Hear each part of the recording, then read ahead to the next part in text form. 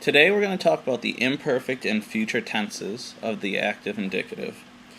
Before we talk about our tenses though, let's remember that every verb we see has four principal parts. So we're going to work with the verb to call today, which is woka, wokare, wokawi, wokatum.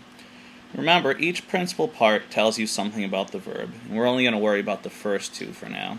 So that first principal part, woko, tells you the first person singular in the present tense. It simply tells you, I call. Now our second principal part is the important one. That's the infinitive. That's the to form of the verb. Here we have wokare, to call. And the reason the infinitive is so important is because this is where we're going to get our stem, not only for the present tense as we've seen before, but also for the imperfect and the future tense. So let's start with the imperfect tense. If you remember, our tense is just another word of telling you when something happens, when the verb happens. So our present tense, the verb was happening now. Now we have the imperfect tense. This is going to be our first past tense, and we'll see how to translate it in a little bit. Let's form it first. So, as I said, we're going to go to our infinitive, our second principal part up there in blue, wokare. We're going to drop off our re, and that gives us our stem for this verb, and our stem is voca. And to this stem, we're going to add our endings. And our endings for the imperfect tense are bam, bas, bat, bamus, batis, bant. So, these you're going to have to memorize, and it's best to just review them, make flashcards. Woka bam, woka bas, woka bat, woka bamus, woka batis, woka bant. Repetition is key. And let's see what they all mean. So, woka bam, first person singular, I was calling. Woka bas, second person singular, you were calling. Woka bat, third person singular, he, she, or it was calling. Woka bamus, first person plural, we were calling. Woka batus, second person plural, y'all were calling, you plural. And woka bant, third person plural, they were calling. So these endings, the bam, bas, bat, bamus, batus, bant, signify that this action was happening in the past. That's why we're going to use was or were when we translate it into English. Now, in the same vein, we're going to have the future tense. Once again, we want to go to that second principal part, wokare. And we're going to follow the same pattern. We're going to drop off that re, and that's going to give us our stem for this whole tense, voca.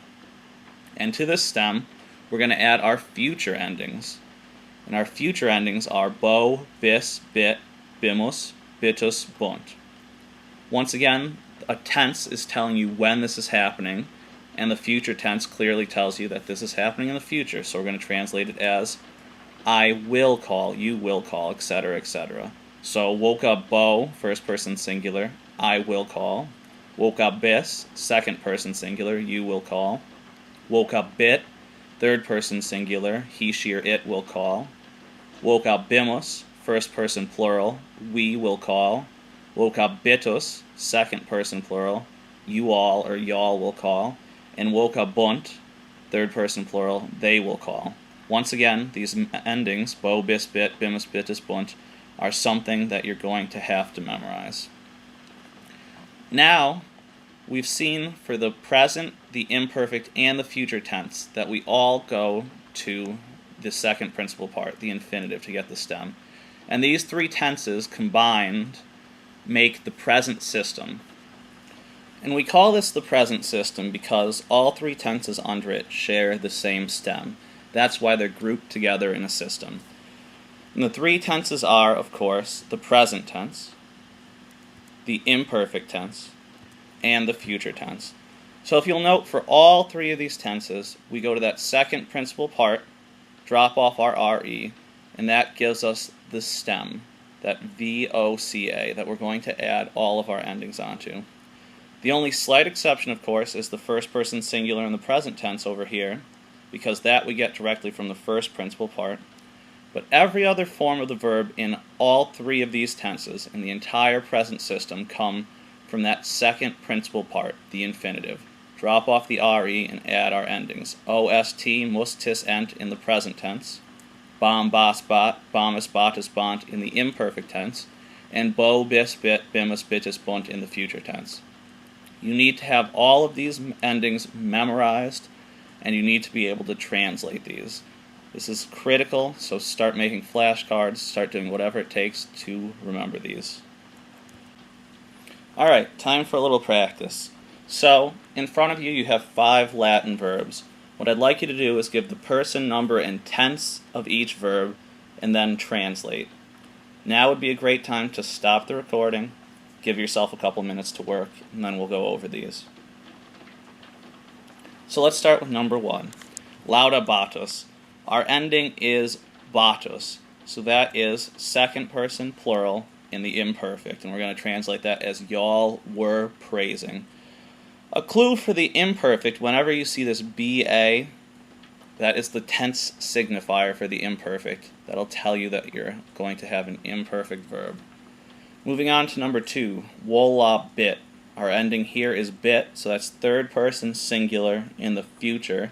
He, she, or it will fly. Number 3, superamos. Our ending here is just mus. So that is first person plural in the present. We overcome. Alright, number 4, amabo. Our ending is bo, and this is first person singular in the future. I will love. And actually, there's an interesting Latin saying that uses amabo. It's the way the Romans said, please, will you do something for me? They would say, amabote, I will love you if you do this for me. And finally, number 5, identificabant. Our ending there is bont. Remember, it's got that BA tense signature in there. So that tells you that it's imperfect, and it's the third person plural of the imperfect. They were building. So, let's talk about our takeaways from this lesson. Our new tenses that we learned are the imperfect and the future. But truly, at this point, you need to memorize your entire present system. You need to know all of the endings for the present, the imperfect, and the future tense, and you need to know how to translate these.